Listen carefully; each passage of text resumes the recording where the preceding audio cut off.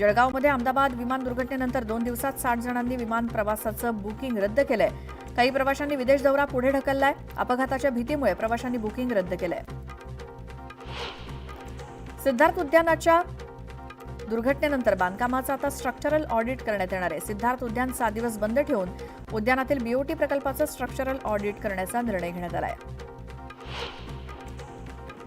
उजनी सोलापूर दुहेरी जलवाहिनीचं काम पूर्ण झाल्यानंतर सोलेगाव इथल्या जलशुद्धी केंद्रावरती पाणी पोहोचलं. त्यामुळे 3 दिवसाआड सोलापूरकरांना पाणी मिळणं शक्य होणार आहे. पालकमंत्री जयकुमार गोरे यांनी जलशुद्धी केंद्रावरती पाहणी केली.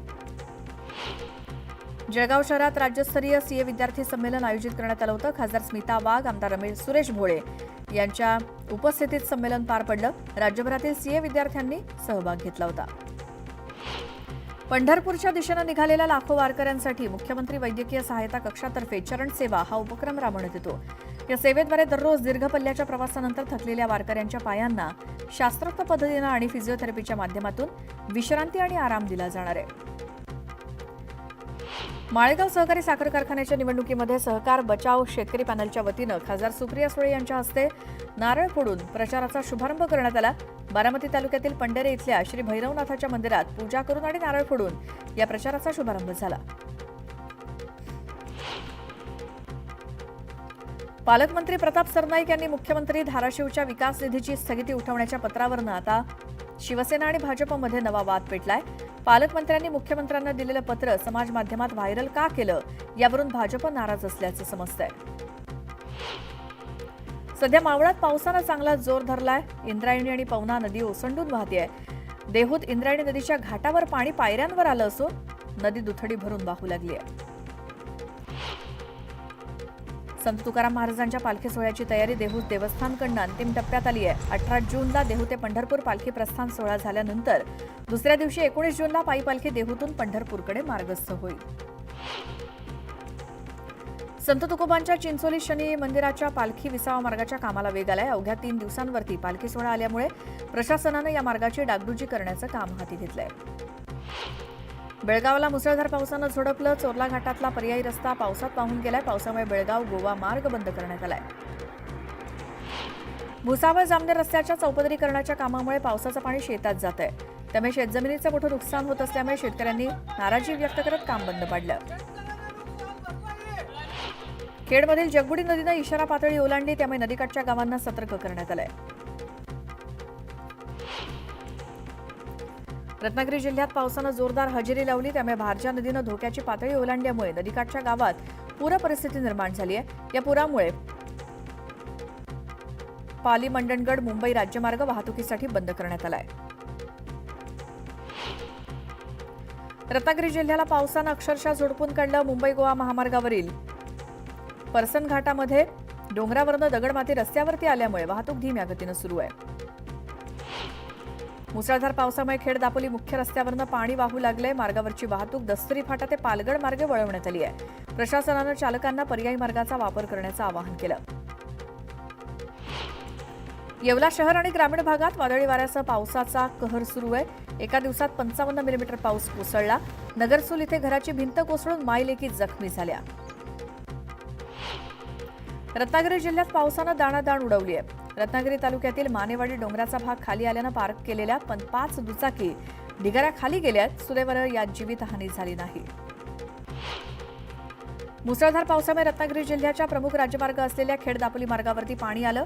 खेड शहरातील एकविरा नगर परिसरात मुख्य रस्त्यावरती नारंगी नदीच्या पुराचं पाणी आल्यामुळे वाहतूक विस्कळीत झाली. मंडणगड शहरातील नागरिकांच्या घरात पुराचं पाणी शिरलंय. महाड आंबडवे राष्ट्रीय महामार्गाचं काम सुरू असल्यामुळे तुळशी घाटात दरड कोसळण्याचा धोका वाढलाय. सध्या तुळशी घाट हा वाहतुकीसाठी धोकादायक बनलाय.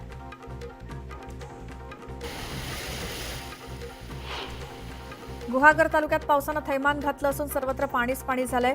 नव्यानं बांधलेले रस्ते उखडून निघालेत. पावसाचा जोर ओसरला असला तरी रस्ते वाहून गेल्यामुळे दळणवळणाच्या साधनांवर मोठा परिणाम झालाय. लावणी नृत्यांगना हिंदवी पाटील यांच्या सह्याद्री अमृततुल्य या दुकानावरती पुणे महानगरपालिकेकडून कारवाई करण्यात आली. या कारवाईत हिंदवी पाटीलच्या दुकानासमोरील बोर्ड क्रेनच्या सहाय्यानं तोडण्यात आला. कोणतीही पूर्वसूचना न देता ही कारवाई करण्यात आल्यामुळे हिंदवी पाटीलनं नाराजी व्यक्त केली.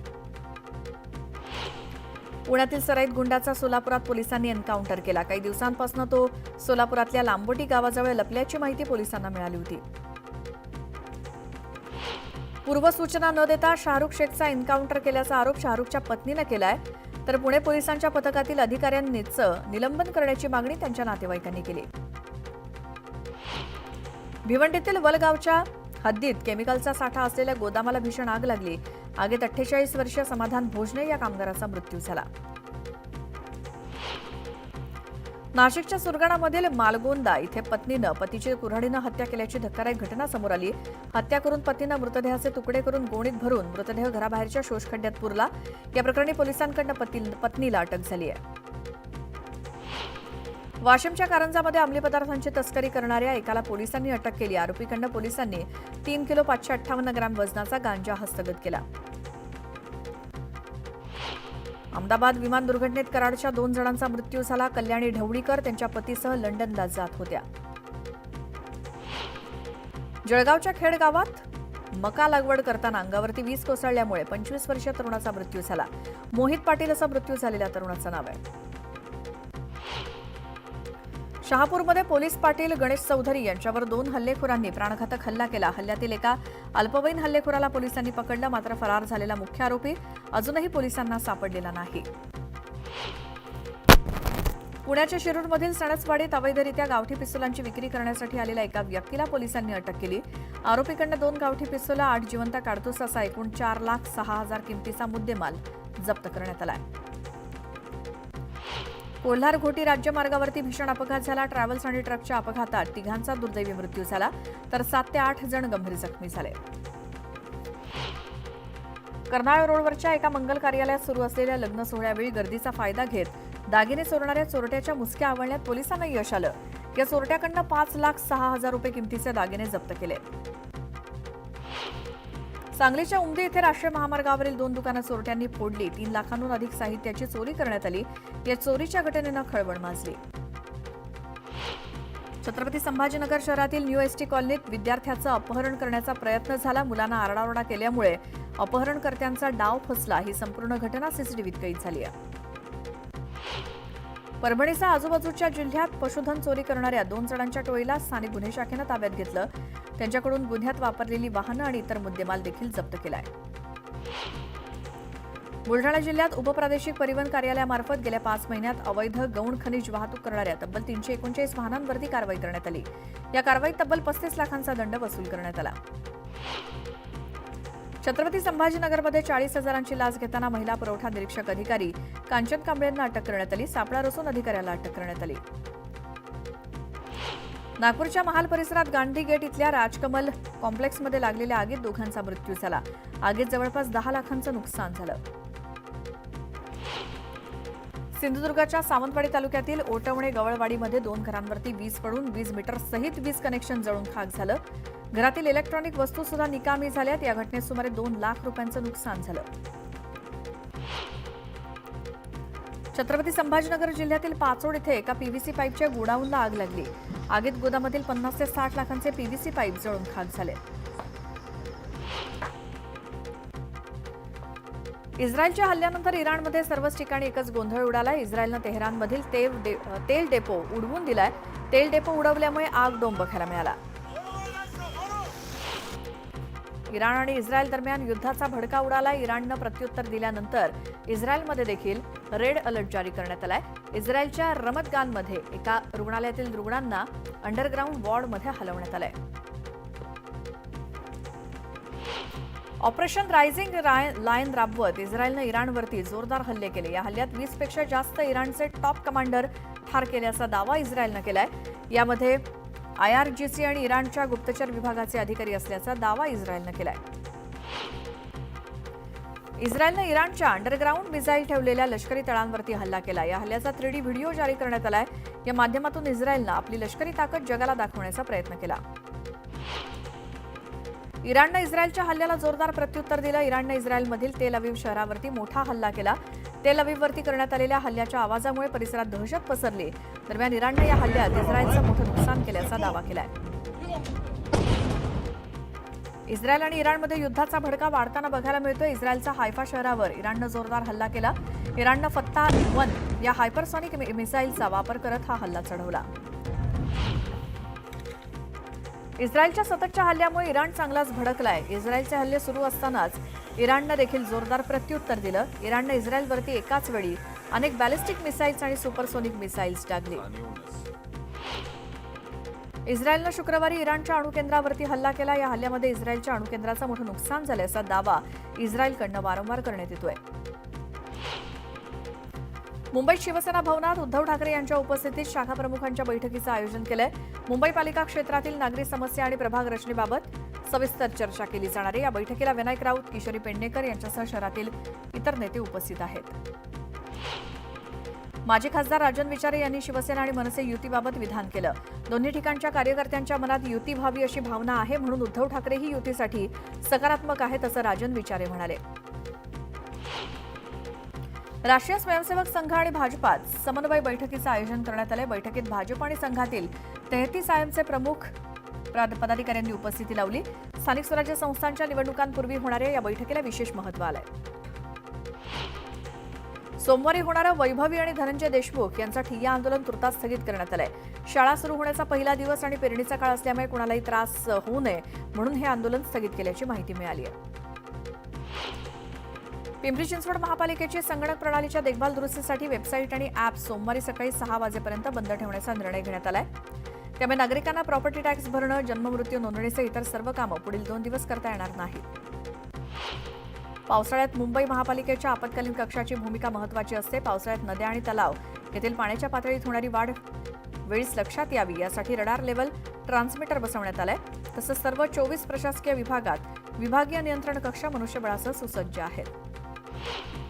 मध्य रेल्वेच्या उपनगरीय रेल्वेमधील प्रथम श्रेणीच्या डब्यांमधील वाढत्या गर्दीवरती नियंत्रण ठेवण्यासाठी केंद्रीय तिकीट तपासणी मोहीम सुरू करण्याचा निर्णय मध्य रेल्वे प्रशासनानं घेतलाय. अनधिकृत प्रवासी आढळल्यास त्याच्यावर तत्काळ प्रवासातच दंड आकारला जाईल. दंड भरायला नकार दिल्यास अशा प्रवाशांना पुढील स्थानकावरती उतरवून स्थानिक तिकीट तपासणीसांकडे सोपवलं जाईल. मुंब्रा स्थानक परिसरात धावत्या लोकलमधनं रुळावरती पडून 4 प्रवाशांचा मृत्यू आणि 9 जण जखमी झाल्याची दुर्घटना सोमवारी घडली. या घटनेमागचं ठोस कारण अद्याप मध्य रेल्वेच्या चौकशी समितीला काही सापडलं नाही. त्यामुळे समितीनं प्रवाशांकडे मदतीची याचना केली आहे. दुर्घटनेबाबत कोणतीही माहिती असल्यास प्रवाशांनी चौकशी समितीच्या ईमेल आयडीवरती मंगळवारपर्यंत ती पाठवावी असं आवाहन मध्य रेल्वेनं केलंय.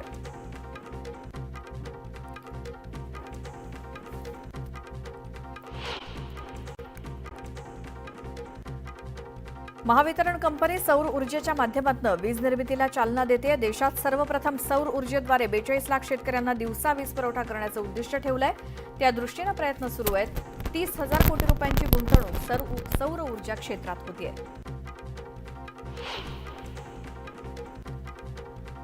पर्यटन आणि सांस्कृतिक कार्य विभागाच्या पु ल देशपांडे महाराष्ट्र कला अकादमी संकुलातील रवींद्र नाट्य मंदिर, लघु नाट्यगृह आणि आर्ट गॅलरी इत्यादींचं भाडं शुक्रवारपासून वाढवण्याचा निर्णय शासनानं जारी केलाय. इथल्या दैनंदिन स्वच्छता, देखभाल आणि दुरुस्ती यासाठी येणारा वाढीव खर्च विचारात घेऊन हा निर्णय घेण्यात आलाय. वादळी वाऱ्यासह कोसळणाऱ्या पावसाच्या शक्यतेमुळे विविध बंदरांमध्ये तिसऱ्यांदा धोक्याचा इशारा देणारा 3 नंबरचा बावटा लावण्यात आलाय. त्यामुळे शुक्रवारी दुपारपासूनच गेटवे एलिफंटा, गेटवे JNPA आणि मोरा भाऊचा धक्का तसंच करंजा रेवर्स या मार्गावरील सागरी प्रवासी वाहतूक बंद करण्यात आली आहे. म्हाडाच्या कोकण गृहनिर्माण आणि क्षेत्रविकास मंडळ स्तरावरती 3रा जनता दरबार 18 जूनला सकाळी 11 वाजता भरणार आहे. त्यात अधिकाधिक नागरिकांनी सहभाग घेऊन आपल्या तक्रारींबाबत निवेदन आणि अर्ज मंडळाकडे 18 जूनला सकाळी 11 वाजेपर्यंत सादर करावेत असं आवाहन मंडळातर्फे करण्यात आलंय. मुंबईत किंवा इतर कुठेही ज्यांचं घर हक्काचं नाही अशा गिरणी कामगार किंवा त्यांच्या वारसांना गिरणी कामगारांसाठीच्या गृहयोजनेतनं घरं देताना नियमानुसार 2.5 लाखांचं अनुदान मिळावं अशी मागणी गिरणी कामगार कृती समितीनं केली आहे. मुख्यमंत्री देवेंद्र फडणवीस यांची भेट घेऊन त्याबाबतचं निवेदन मुख्यमंत्र्यांना देण्यात आलं. पावसाळ्यातील संसर्गजन्य आजारांवरती नियंत्रण मिळवण्यासाठी खासगी डॉक्टरांचं योगदान महत्त्वाचं आहे. शहरातील प्रत्येक नागरिकाचं आरोग्य सुरक्षित ठेवणं हे सामूहिक उद्दिष्ट आहे. त्यासाठी डॉक्टरांनी आपल्या रुग्णांपर्यंत तपासणी, स्वच्छता आणि पाणी झाकून ठेवणं ही त्रिसूत्री रुग्णांपर्यंत पोहोचवावी असं आवाहन महापालिका आयुक्त शेखर सिंह यांनी केलंय. पिंपरी चिंचवड महापालिकेच्या कर आकारणी आणि कर संकलन विभागानं थकबाकी वसुलीसाठी व्यापक स्वरूपात जनजागृती केल्यानंतरही शहरातील 76,688 मिळकतधारकांकडे 498 कोटींची थकबाकी आहे। या थकबाकीदार मिळकतधारकांना 2025-26 या आर्थिक वर्षाच्या देयकासोबतच जप्तीपूर्व नोटीस पाठवण्यात आली आहे।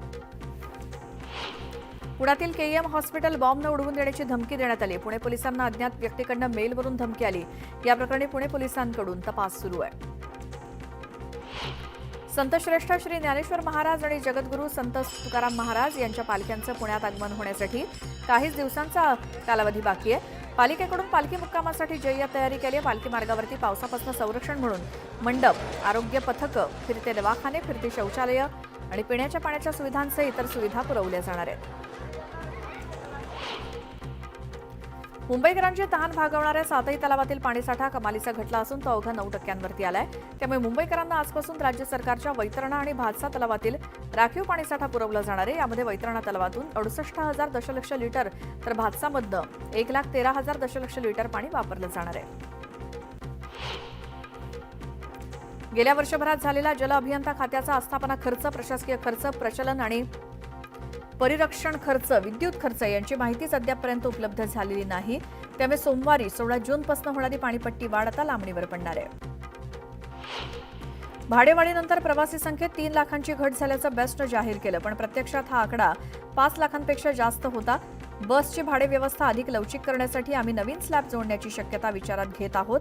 यामध्ये ऑटोचं स्पर्धात्मक भाडं देखील विचारात घेतलं जाईल, असं बेस्टचे महाव्यवस्थापक SVR श्रीनिवास यांनी म्हटलं। पुणे शहरात पीक आवर्स म्हणजेच गर्दीच्या वेळी महिलांना PMPML बसेसमधून प्रवास करताना येणाऱ्या अडचणींचा विचार करता PMPML प्रशासनानं 19 मार्गांवरती महिला विशेष बसेस सोडण्याचा निर्णय घेतलाय। केवळ पीक आवर्समध्ये फक्त महिलांकरता या बसेस धावतील, त्यामुळे महिला प्रवाशांना दिलासा मिळालाय।